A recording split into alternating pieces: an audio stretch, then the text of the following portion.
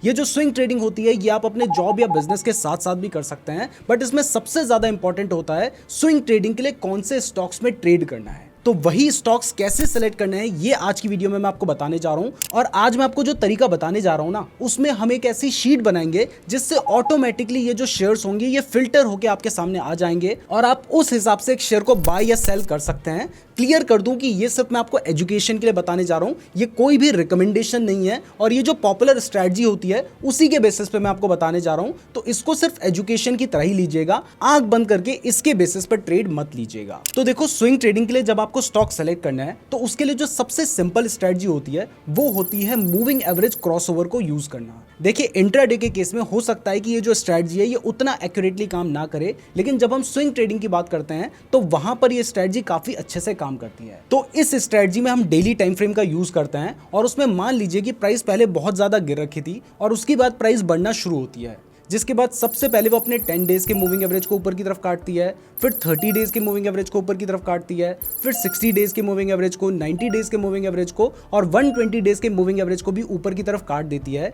तो इसके बाद जैसे ही प्राइस अपने 200 डेज के मूविंग एवरेज को ऊपर की तरफ काटेगी तो वहां पर प्राइस के बढ़ने के बहुत ज्यादा चांसेस होते हैं। तो इस जगह पर आप बाय करने की पोजीशन ले सकते हैं। और इसका उल्टा, अगर कभी शेयर की प्राइस बहुत ज्यादा बढ़ गई थी और उसके बाद वो गिरने लगती है, जिसके बाद सबसे पहले वो अपने 10 डेज के मूविंग एवरेज को नीचे की तरफ काटती है, फिर 30 डेज के मूविंग एवरेज को नीचे की तरफ काटती है, फिर 60 डेज, 90 डेज और 120 डेज के मूविंग एवरेज को नीचे की तरफ काटती है। तो उसके बाद जैसे ही वो अपने 200 डेज के मूविंग एवरेज को नीचे की तरफ काटेगी, उसके बाद प्राइस गिरने के बहुत ज्यादा चांसेस होते हैं। तो वहां पर आप शॉर्ट कर सकते हैं। लेकिन सबसे बड़ी प्रॉब्लम यह है कि स्टॉक मार्केट में 5000 से ज्यादा स्टॉक्स हैं, तो कौन से स्टॉक में कौन सा मूविंग एवरेज क्रॉसओवर हो रहा है यह हमें कैसे पता चलेगा। और इसके साथ ही एक और चीज बहुत ज्यादा इंपॉर्टेंट होती है और वो होता है कि जब भी प्राइस अपने 200 डेज के मूविंग एवरेज को ऊपर या नीचे की तरफ काटती है, वहां पर जो वॉल्यूम है वो भी बढ़ रहा होना चाहिए। तो ऐसे स्टॉक्स जिनमें ये ब्रेकआउट भी हुआ है और साथ ही वॉल्यूम भी बढ़ा है, ऐसे स्टॉक्स को कैसे फाइंड करना है, इसके लिए मैं आपको एक गूगल शीट बनाना सिखाऊंगा। और एक बार जब आप ये शीट बना लेंगे, उसके बाद जो ये डेटा होगा ना, ये ऑटोमेटिकली अपडेट होता रहेगा। तो आपको बार बार से शीट को बनाने की जरूरत नहीं पड़ेगी, बस इसमें थोड़े से चेंजेस करने होंगे। और वो क्या चेंजेस है वो भी मैं आपको बताऊंगा। तो वीडियो को ध्यान से देखते रहिए और वीडियो पसंद आ रही है तो वीडियो को लाइक और हमारे चैनल को सब्सक्राइब जरूर कर देना। तो इस तरह की ऑटोमेटिकली अपडेट होने वाली शीट्स को बनाने के लिए आपको सबसे पहले गूगल पे लिखना है गूगल शीट्स, और उसके बाद ये आपको गूगल शीट दिखाई दे रही है, आपने इस पर क्लिक कर देना है। अब जैसे ही आप इस पर क्लिक करेंगे, उसके बाद हो सकता है कि आपको साइन इन करने का ऑप्शन आए। अब क्योंकि मैं गूगल शीट को यूज करता रहता हूं तो इसलिए मुझे साइन इन करने का ऑप्शन नहीं आया है। अब यहां पर सबसे पहले आपको स्टॉक मार्केट की जो भी 5000 स्टॉक्स हैं उन सभी स्टॉक्स के नाम चाहिए। तो वो नाम आप मैनुअली तो ऐड नहीं करेंगे। तो इसको करने के लिए आपको क्या करना होगा, आपको जाना होगा गूगल पे और यहां पर जाकर सर्च करना होगा NSE इंडिया भाव कॉपी। ये लिखकर जैसे ही आप सर्च करेंगे, उसके बाद आप इस वेबसाइट पे पहुंच जाएंगे। यहां पर जाने के बाद आपको एक फुल भाव copy and security deliverable data download करने का ऑप्शन आएगा, तो आपने इसको डाउनलोड कर लेना है। अब यहाँ पर डाउनलोड करने का ऑप्शन दिख रहा है, तो जैसे ही आपने डाउनलोड पे क्लिक किया है तो ये आपको दिखाई दे रहा है कि ये डाउनलोड हो चुका है। अब इसको ओपन कर लीजिए। अब जैसे ही आप ओपन करेंगे तो देखिए यहाँ पर आपको सारे 5000 स्टॉक्स देखने को मिल रहे हैं। इसमें बहुत छोटे छोटे स्टॉक्स भी होंगे जिनमें अगर आप स्विंग ट्रेड करेंगे तो ये आपके लिए काफ़ी रिस्की हो सकता है। तो बेटर होगा कि आप या तो टॉप 100 या टॉप 200 स्टॉक्स को ही सेलेक्ट करें। मैं अपने लिए टॉप 100 स्टॉक्स को सेलेक्ट कर रहा हूं, लेकिन यहां पर ध्यान से देखिए क्योंकि ये जो टॉप में आपको स्टॉक्स दिखाई दे रहे हैं ये टॉप 100 स्टॉक्स नहीं है स्टॉक मार्केट के। तो इसको सॉर्ट करने के लिए आपको सबसे पहले टर्नओवर इन लैक्स वाले सेक्शन पे जाना है और ऊपर यहाँ पे क्लिक करना है।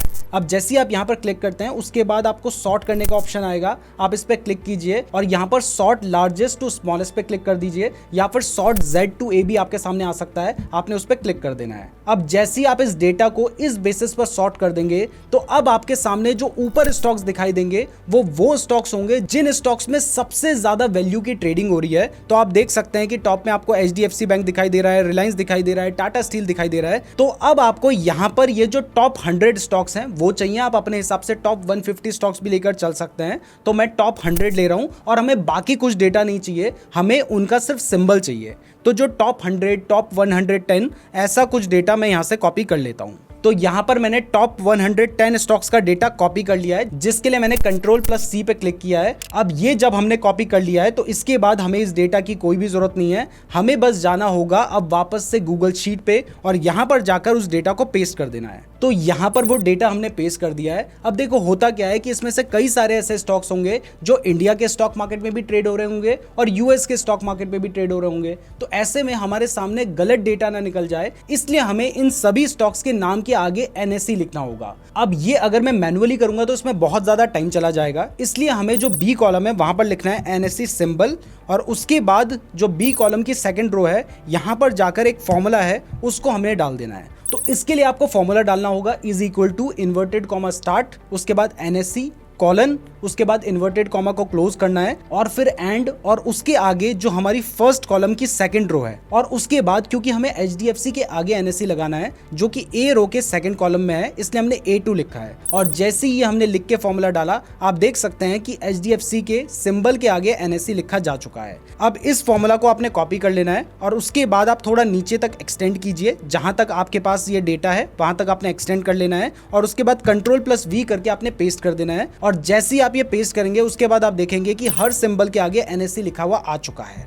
तो इस तरीके से हमारे सामने अब सबके सिंबल आ चुके हैं। अब इसके बाद हमें इन सभी स्टॉक्स की प्राइस चाहिए, तो यहाँ पर मैं लिख लेता हूँ CMP यानी करंट मार्केट प्राइस, और उसके बाद प्राइस पता करने के लिए हमें यहाँ पर ये फॉर्मूला डालना होगा जो कि मैंने पेस्ट किया है। आप देख सकते हैं कि फॉर्मूला है = Google finance bracket open B2 comma inverted comma start price, और उसके बाद इन्वर्टेड कॉमा को क्लोज करके हमें ब्रैकेट को क्लोज कर देना है। और जैसे ये फॉर्मूला मैंने डाला उसके बाद ऑटोमेटिकली HDFC बैंक के शेयर की जो प्राइस है वो यहाँ पर हमारे सामने आ चुकी है। अब इसके बाद हमें क्योंकि बाकी सभी शेयर्स की प्राइस भी चाहिए तो इस फॉर्मूला को हम कॉपी करेंगे, उसके बाद हम थोड़ा सा नीचे को एक्सटेंड करेंगे और एक्सटेंड करने के बाद हम इस फॉर्मूला को पेस्ट कर देंगे। अब जैसे ही हमने इसको पेस्ट किया आप देख सकते हैं कि सभी स्टॉक्स की जो प्राइस है वो हमारे सामने आ चुकी है। तो प्राइस तो हमें पता चल गई है, अब हमें पता करना है इसका वॉल्यूम। तो इसके लिए मैंने ऊपर लिख दिया है वॉल्यूम, और उसके बाद अगर हमें इस स्टॉक का वॉल्यूम पता करना है तो हमें इस फॉर्मूला को पेस्ट कर देना है। जैसे हमने प्राइस पता की थी सेम उसी फॉर्मूला में हमने प्राइस की जगह पे वॉल्यूम लिख दिया है, और आप देख सकते हैं कि इस स्टॉक का जो वॉल्यूम है वो हमारे सामने निकल कर आ गया है। और इसको भी हमने क्या करना है, कॉपी करने के बाद नीचे तक एक्सटेंड कर देना है और उसके बाद इसको हमने पेस्ट कर देना है। आप देख सकते हैं कि यहाँ पर लोड हो रहा है, और जैसे ही लोड होता है तो सारे ही स्टॉक्स का जो भी वॉल्यूम है वो भी हमारे सामने निकल कर आ गया है। तो अब जब हमें इन स्टॉक्स का वॉल्यूम पता चल चुका है तो हमें ये पता करना है कि अभी जो इसका वॉल्यूम है वो 20 दिन के एवरेज वॉल्यूम से ज्यादा है या फिर कम है। तो इसको पता करने के लिए आपको क्या करना होगा, आपको कितने दिन का चाहिए सबसे पहले ये स्पेसिफाई करना होगा। तो यहाँ पर हम लिख देते हैं 20 डे वॉल्यूम, और उसके बाद नीचे हमें लिख देना है 20, और इसी 20 को हमने नीचे तक पेस्ट कर देना है। अब इसकी जगह पर अगर आपको कभी 10 दिन के वॉल्यूम की जरूरत होगी तो आप इस 20 को चेंज करके 10 कर सकते हैं। तो यहाँ पर हमने 20 को सारी जगह पे कॉपी करके पेस्ट कर दिया है। तो यहाँ पर सभी स्टॉक्स के आगे हमने 20 लिख दिया है। तो अब हमें यह पता करना है कि क्या स्टॉक्स का जो वॉल्यूम है वो 20 दिन के वॉल्यूम से ज्यादा है या फिर नहीं, यानी वॉल्यूम में ब्रेकआउट हुआ है या फिर नहीं। तो इसके लिए हम क्या करेंगे, इसके लिए हम एक फॉर्मूला का यूज करेंगे, और ये जो फॉर्मूलाज हैं टेंशन मत लीजिए, ये सारे फॉर्मूलाज मैं आपको इस वीडियो के डिस्क्रिप्शन में दे दूंगा, आप वहां से इन फॉर्मूलाज को कॉपी कर सकते हैं और यूज कर सकते हैं। तो यहाँ पर वॉल्यूम में ब्रेकआउट हो रहा है या नहीं ये पता करने के लिए हमने एक फॉर्मूला को पेस्ट किया है, जो फॉर्मूला है = इफ ब्रैकेट ओपन D2। यहाँ पर D2 क्या है, D2 है इस पर्टिकुलर स्टॉक का volume is greater than average bracket index bracket open Google finance bracket open B2।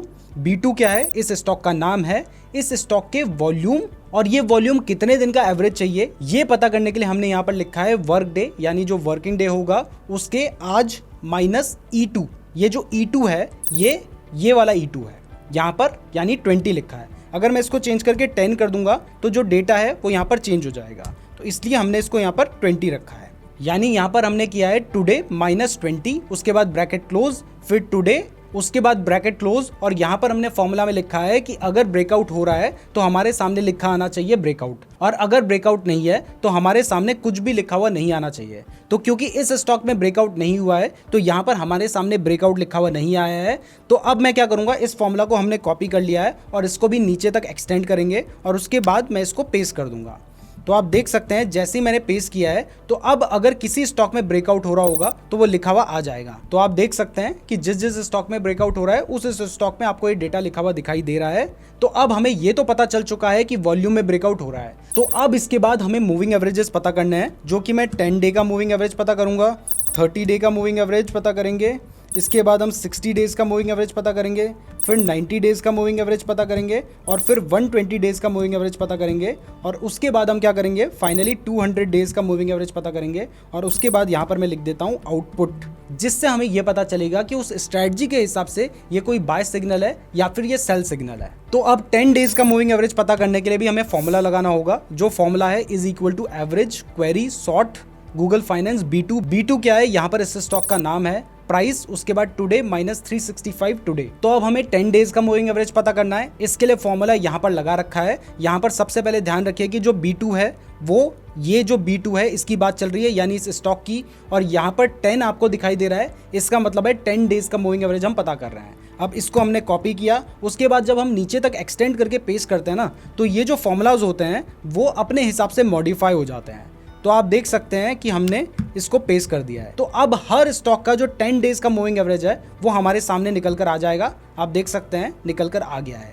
अब अगर हमें 30 डेज का मूविंग एवरेज पता करना है तो हमें क्या करना है कि ये जो सेम फॉर्मूला है इसको हमने कॉपी करके यहाँ पर पेस्ट कर देना है। बट अब यहाँ पर हमें थोड़े से चेंजेस करने होंगे। जैसे ये जो 10 था इसको हमने चेंज करके 30 कर दिया है, और इसके साथ ही ये C2 हो चुका था, इसको हमने B2 ही रहने देना है। और जैसे ही इसके बाद मैं एंटर करता हूं, आप देख सकते हैं कि हमारे सामने 30 डेज का मूविंग एवरेज भी निकल कर आ चुका है। अब इसको भी हमने कॉपी करना है और उसके बाद नीचे तक एक्सटेंड करके पेस्ट कर देना है। तो आप देख सकते हैं कि यहाँ पर मैंने इसको भी पेस्ट कर दिया है और अब हमारे सामने 30 डेज का मूविंग एवरेज भी निकल आया है। अब ऐसे ही मैं 60 डेज का मूविंग एवरेज अगर पता करना चाहता हूँ तो यहाँ पर मैंने सेम फॉर्मूला पेस्ट कर दिया, इसको 60 कर दिया, इसको वापस से मैंने B2 कर दिया। तो ये हमारे सामने 60 डेज का मूविंग एवरेज भी निकल कर आ गया। ऐसे ही अगर हमें 90 डेज का मूविंग एवरेज पता करना है तो यहाँ पर हमने सेम फॉर्मूला पेस्ट कर दिया, इसको हमने वापस से B2 कर दिया, और यहाँ पर ये जो 60 था इसको हमने चेंज करके कर दिया है 90। तो हमारे सामने 90 डेज का मूविंग एवरेज निकल कर आ गया। फिर हमें 120 डेज का मूविंग एवरेज पता करना है तो इसके लिए भी सेम फॉर्मूला पेस्ट किया, यहाँ पर हमने 120 कर दिया, और उसके बाद ये जो D2 हो रखा है इसको वापस से B2 कर दिया। तो 120 डेज का मूविंग एवरेज भी निकल आया। और अब अगर हमें 200 डेज का मूविंग एवरेज निकालना है तो वापस से सेम फॉर्मूला को हमने पेस्ट कर दिया। उसके बाद ये E2 हो गया था, वापस से B2 कर दो, क्योंकि B2 में स्टॉक का नाम है, और यहाँ पर इसकी जो लिमिट है उसको चेंज करके हम कर देते हैं 200। तो जैसे ही हमने किया तो आप देख सकते हैं कि सारे ही मूविंग एवरेज हमारे सामने निकल कर आ गए हैं। इन सबको कॉपी कर लो, नीचे तक एक्सटेंड कर लो, और उसके बाद जैसे ही आप पेज पे क्लिक करोगे तो आप देख सकते हैं कि इस तरह से हमारे सामने हर स्टॉक का 10 days, 30 days, 60 days, 90 days, 120 days और 200 डेज का मूविंग एवरेज निकल आया है, उनका वॉल्यूम निकल आया है, और उनके वॉल्यूम में ब्रेकआउट हो रहा है या नहीं ये भी लिखा हुआ आ चुका है। तो अब हमें यह पता करना है कि ये एक बाय सिग्नल है या फिर ये एक सेल सिग्नल है। तो सबसे पहले मेरा आपसे सवाल है कि बाय सिग्नल कब होगा। अगर आपको पता है तो अभी के अभी कमेंट कीजिए, और हाँ, अगर आप चाहते हैं कि मैं ये शीट आपको दूं तो इसके लिए भी कमेंट कीजिए। अगर आप लोगों के अच्छे खासे कमेंट आएंगे तभी हम इस शीट का लिंक आपको डिस्क्रिप्शन में देंगे। तो देखिए कि स्टॉक में बाय सिग्नल कब जनरेट होगा और सेल सिग्नल कब जनरेट होगा, ये मैं आपको ऑलरेडी बता चुका हूँ। बाय सिग्नल तब जनरेट होता है जब एक स्टॉक अपने 10 डेज के मूविंग एवरेज को, 30 डेज के मूविंग एवरेज को, 60 डेज के मूविंग एवरेज को, 90 डेज के मूविंग एवरेज को, 120 डेज के मूविंग एवरेज को ऊपर की तरफ काटता है, और उसके बाद जैसे ही वो 200 डेज के मूविंग एवरेज को ऊपर की तरफ काट देगा तब वहां पर एक बाय सिग्नल जनरेट होगा। और इसका उल्टा सेल सिग्नल कब जनरेट होगा, जब शेयर की प्राइस 10 डेज के मूविंग एवरेज को, 30, 60, 90 और 120 डेज के मूविंग एवरेज को नीचे की तरफ काट चुकी होगी, और उसके बाद जैसे ही वो 200 डेज के मूविंग एवरेज को नीचे की तरफ काटेगी वहां पर हमारा सेल सिग्नल जनरेट होगा। तो यही अब हमें फॉर्मूला में लिखना है। तो वो फॉर्मूला मैंने यहाँ पर पेस्ट कर दिया है, जिसमें आप देख सकते हैं कि हमने लिखा है कि इफ C2 क्या है, यहाँ पर शेयर की प्राइस है, इज ग्रेटर देन G2 क्या है, 10 डेज का मूविंग एवरेज है। उसके बाद C2 is greater than H2 जो कि 30 डेज का मूविंग एवरेज है, I2 60 डेज का मूविंग एवरेज है, J2 90 डेज का मूविंग एवरेज है, और K2 120 डेज का मूविंग एवरेज है। और उसके बाद जो प्राइस है वो L2 यानी 200 डेज के मूविंग एवरेज के अभी नीचे है और बाकी को क्रॉस कर चुकी है। तो अगर ऐसा होता है तो वहां पर लिखा आना चाहिए बेस्ट फॉर बाय अबव 200। तो अगर इस स्टॉक में ऐसा हो रहा है तो यहाँ पर ये लिखा आएगा, आप देख सकते हैं कि यहाँ पर लिखा आया है। और अगर इसका उल्टा किसी स्टॉक में C2 जो कि शेयर की प्राइस है वो G2 से कम है, यानी 10 डेज के मूविंग एवरेज से कम है, कम मतलब नीचे होगी। उसके बाद H2 यानी 30 डेज के मूविंग एवरेज, 60 डेज के मूविंग एवरेज जो कि हमारा I2 है, J2 और K2 से कम है, लेकिन L2 जो कि 200 डेज का मूविंग एवरेज है उसके ऊपर है। तो जैसे ही वो उसके नीचे आएगी तो वहां पर एक सेल सिग्नल जनरेट होगा। ये हमने इस फॉर्मूला में लिखा है। ये फॉर्मूलाज आपको डिस्क्रिप्शन में मिल जाएंगे या फिर हम एक फाइल की फॉर्म में दे देंगे जिसमें आपको इस शीट का लिंक भी मिल जाएगा और साथ में वो सारे फॉर्मूलाज भी मिल जाएंगे जिनको आप यूज कर सकते हैं। तो यहाँ पर हमने फॉर्मूला लगा दिया है। तो अब आपने क्या करना है, आपने इस फॉर्मूला को कॉपी कर लेना है और उसके बाद आप नीचे तक आएंगे, जहां तक आपने डेटा ले रखा है आपने वहां तक एक्सटेंड करना है। तो यहाँ तक हमने एक्सटेंड कर लिया और उसके बाद पेस्ट कर दो। तो आप देख सकते हैं कि जो भी स्टॉक हमारी कंडीशंस को फुलफिल कर रहे हैं उनमें लिखा आ रहा है कि कहां पर बाय करना है, और जो भी स्टॉक आपकी कंडीशन को फुलफिल नहीं कर रहे हैं उनमें लिखा आ रहा है अवॉइड करने को। अब इस स्ट्रेटजी के अकॉर्डिंग आपको बाय करना कहां पर है, क्योंकि यहां पर आपको दिखाई दे रहा है कि 200 DMA के ऊपर बाय करना है। यानी जैसे ही प्राइस इस 1531.84 के ऊपर चली जाती है, 1532 पे चली जाती है, 1535 पे चली जाती है, आप वहां पर बाय कर सकते हैं। और अभी इसकी प्राइस कितनी चल रही है, अभी इसकी प्राइस चल रही है 1524 रुपीज। यानी अगर प्राइस इसके ऊपर जाएगी तब आप बाय करने के बारे में सोच सकते हैं। और ऐसे ही अगर आपको कोई शॉर्ट करना है तो वो शॉर्ट आप कब कर सकते हैं, best for sale below 200 day moving average. तो आप देख सकते हैं कि इसका 200 डेज का मूविंग एवरेज है 4555 रुपीज। यानी जब इसकी प्राइस 4555 से नीचे जाएगी आप वहां पर सेल कर सकते हैं। और अभी इसकी प्राइस 4811 रुपीज चल रही है। बट अगर मान लीजिए सिर्फ हम मूविंग एवरेज के बेसिस पर बाय या शॉर्ट कर देंगे तो वहां पर हमारा जो एनालिसिस है उसके गलत निकलने के बहुत ज्यादा चांसेस होते हैं, इसलिए हम वॉल्यूम का भी यूज कर रहे हैं। तो अब अगर आपको पता करना है कि किसके वॉल्यूम में ब्रेकआउट हुआ है और साथ ही वहां पर हमें एक बाय या सेल सिग्नल भी मिल रहा है, तो इसके लिए क्या कीजिए, आप यहां पर क्लिक कर दीजिए। यहां पर क्लिक करने के बाद आपको सॉर्ट करने का एक ऑप्शन आता है। तो जैसे ही आप ये सॉर्ट कर देंगे उसके बाद जिन भी स्टॉक में आपको सेल या बाय सिग्नल मिल रहे होंगे वो टॉप में आ जाएंगे। तो आप देख सकते हैं ये टॉप में आ चुके हैं और बाकी सभी स्टॉक्स जिनको अवॉइड करना है वो भी आपको यहां पर दिखाई दे रहे हैं और वो भी इस स्ट्रेटजी के हिसाब से बात चल रही है। हो सकता है किसी दूसरी स्ट्रेटजी के हिसाब से वो बाय सिग्नल हो। और यहां पे सबसे ज्यादा जरूरी है कि देखिए भले ही ये सारे स्टॉक आपको बाय या सेल सिग्नल दे रहे हैं लेकिन उसके साथ ही ब्रेकआउट होना भी जरूरी है। तो आपने यहां पर देखना है कि इसमें कौन से स्टॉक में ब्रेकआउट हो रहा है। तो आप देख सकते हैं कि इस स्टॉक में वॉल्यूम का भी ब्रेकआउट हो रहा है और इस स्टॉक में भी हो रहा है। तो आप सिर्फ इन दो स्टॉक्स में ही शॉर्ट करने की पोजीशन ले सकते हैं क्योंकि यहां पर सेल करने के लिए कहा जा रहा है। और अगर बाय करने की बात करें तो यहां पर हमें दो स्टॉक में बाय करने के सिग्नल मिल रहे हैं लेकिन उन दो स्टॉक्स में वॉल्यूम का ब्रेकआउट नहीं हुआ है, इस वजह से हम इसे बाय करने का सिग्नल नहीं मानेंगे। अब यहां पर एक चीज का जरूर ध्यान रखना कि ऐसा नहीं है कि यहां पर बेस्ट फॉर सेल लिखा है तो आप उसी टाइम इसको सेल कर दें। यहां पर आपने साथ में यह भी देखना है कि सेल आपको कहां पर करना है। आपने सेल करना है 5657 रुपीज से नीचे। तो प्राइस जब नीचे जाएगी वहीं पर शॉर्ट कीजिएगा क्योंकि आप एक लॉन्ग टर्म के लिए शॉर्ट करने जा रहे हैं। और ऐसे ही अगर बाय करने की बात करें तो यहां पर बाय करने का सिग्नल मिल रहा है। अगर साथ में ब्रेकआउट भी आपको देखने को मिलता है तो जो प्राइस यहां पर लिखी है 200 डेज के मूविंग एवरेज में, तो प्राइस इसके जब ऊपर जाएगी तब आप बाय करेंगे। यानी यहां पर 1531 रुपीज है, तो जब प्राइस 1532 से ऊपर जाएगी तब आप बाय करेंगे।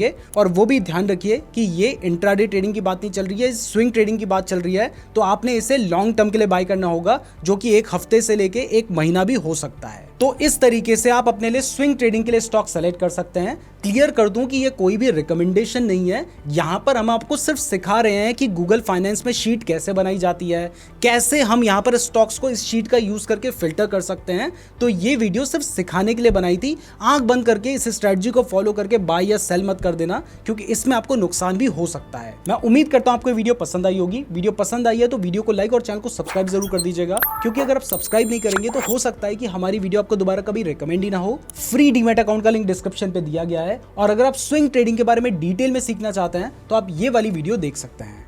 धन्यवाद।